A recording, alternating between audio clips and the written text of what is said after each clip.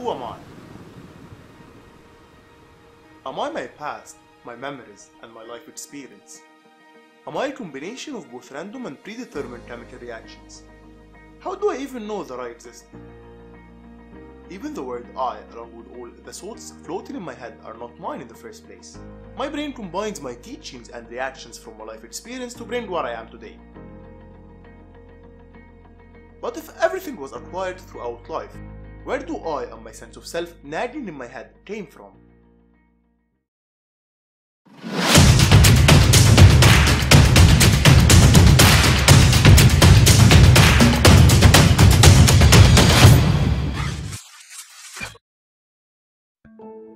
Hello Answer Seekers, this is Elias. Welcome to the very first episode of Humans Decoded, where we answer human beings' most skeptical and curious questions. So, we want to answer a lot of existential questions, and it all starts with what we are made of.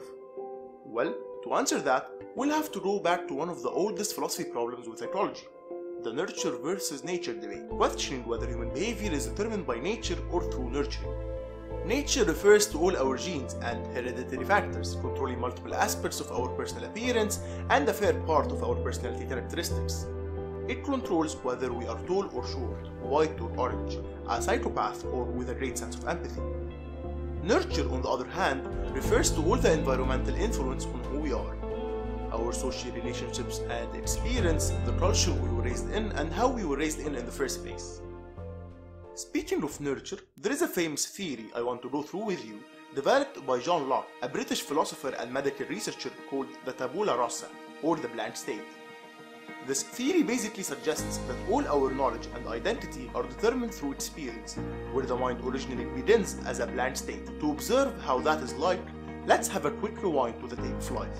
I want you to meet our guest, Adam, tonight. Adam, 26 years ago, was peacefully lying in his mother's womb when the time came and he had to make his way into our world. At that time, Adam's mind almost knew nothing, just like a blank drive.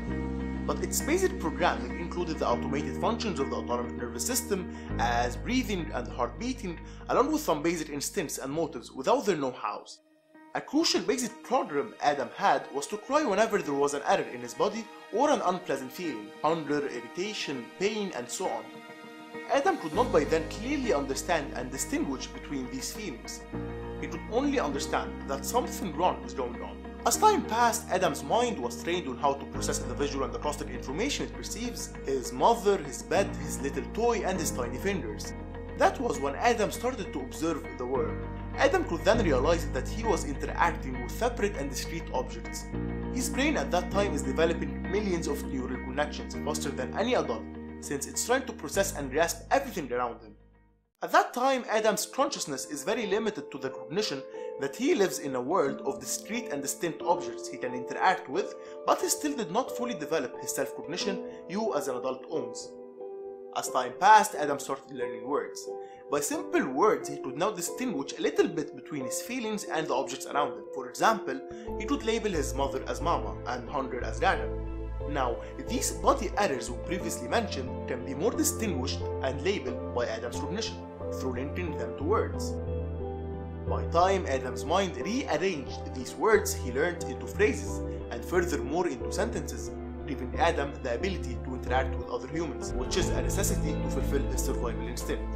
If he can never express what he wants or feels, then for sure his survival will be threatened.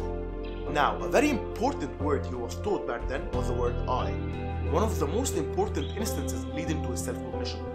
Labeling himself as a separate entity and acting like one at the same time, where dozens of words are rushing into his mind, allows Adam not to just claim ownership of each and every part of his body, but to start having his own thoughts and mind speech. A very simple well-known experiment testing children's self-cognition is called Rouge test, and sometimes people refer to it as the mirror test. Simply draw a red spot on the child's face and make them look into the mirror. Before 15 months old, they usually won't even recognize the red spot, and thus they will ignore it. However, between 15 and 24 months old, based on their mental progress rate, they would have developed self-awareness, and will definitely recognize that the red spot is not a part of their body trying to wipe it out, get annoyed by it, or even point to it.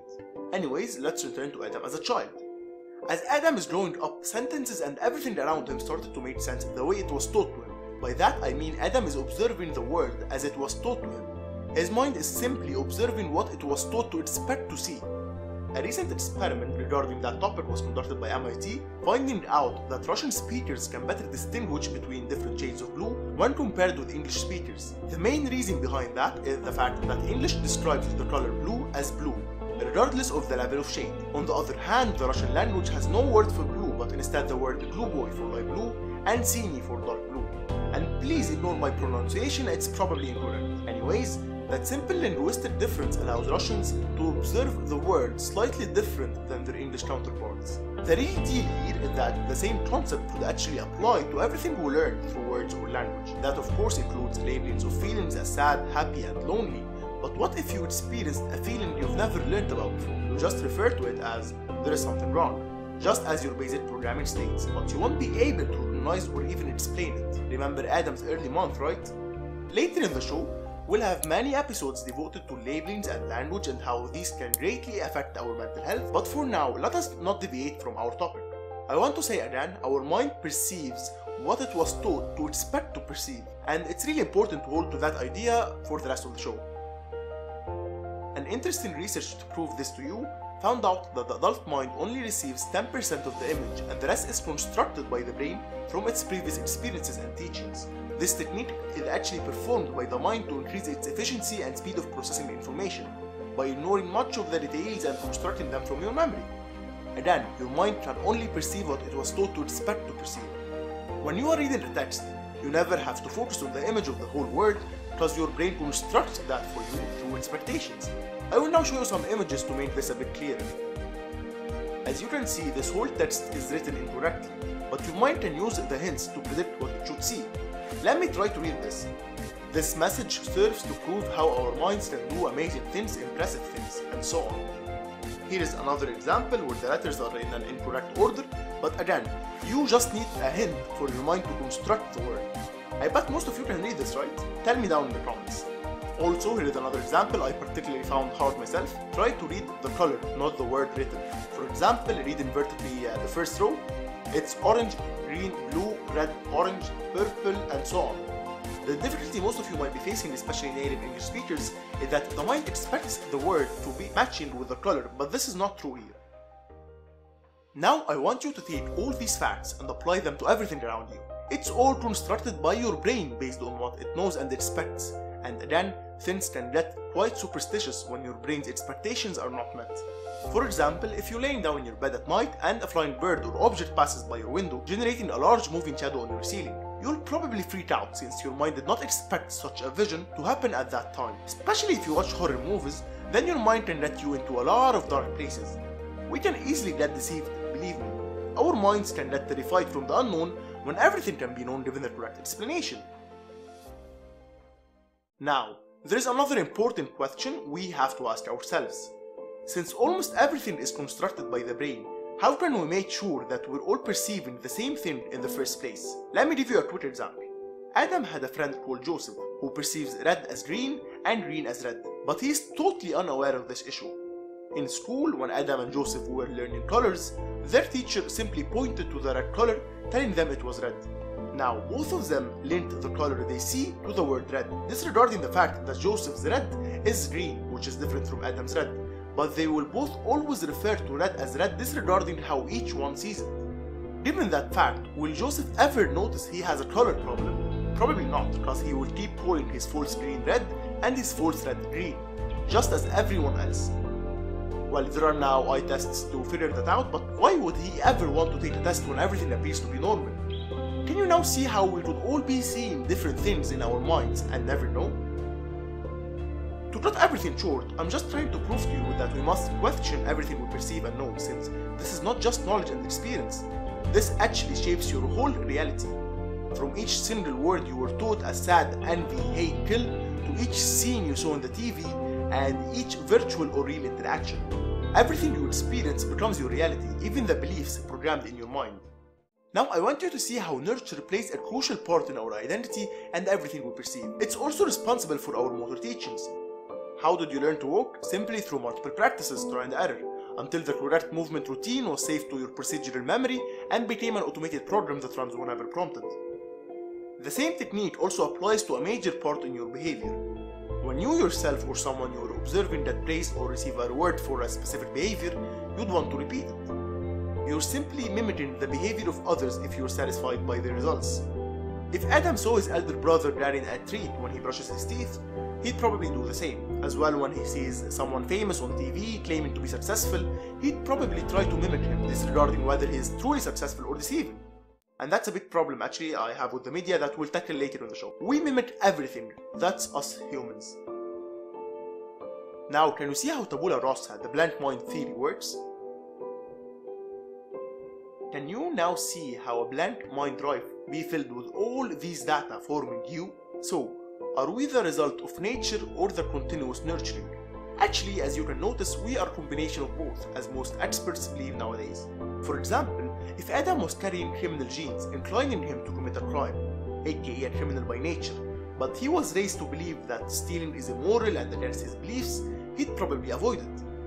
However, if he fed this gene through an inefficient appraisal or watching multiple crimes on TV, then he's now nurtured by the masses, and since his genes are already motivating him to do so, he'd probably become a criminal and end up in jail. That's actually a good example highlighting how nature and nurture can act together. Now, we know that nature exists outside the domain of free will. You cannot alter your genes, at least till now, but we can however control our nurturing through controlling what we are exposed to. This is why we need to first focus on our nurturing in the show, especially given how it has a huge impact on you, before moving on to nature. Now, where does all this experience forming you exist? Yes, it is encoded in your memories and the hardwiring of your brain following the interaction. And now, since we found out how your memories play a crucial role in what and who you are, we'll need to dig deeper, finding out how memories actually work. And that's the topic of our next episode. Now, I'd like to conclude this episode again by highlighting how your mind can only perceive what it was taught to expect to perceive. I hope this introductory episode gave you some hints about the topics that we will discuss later in the show, attempting to find out what and who we are, as well as how to control our lives and what's our true purpose here in the first place. If you found this video useful and you want to join us in this 100 episode journey, then hit the thumbs up button and subscribe to the channel, buckling your seatbelts because we're about to dig into really amazing stuff. If you want to find out more about the topics we discussed together in this episode, I'll add links to my sources down in the description. I'm waiting for your questions and reviews in the comments. Thank you amazing people, this was Elias, see you next week.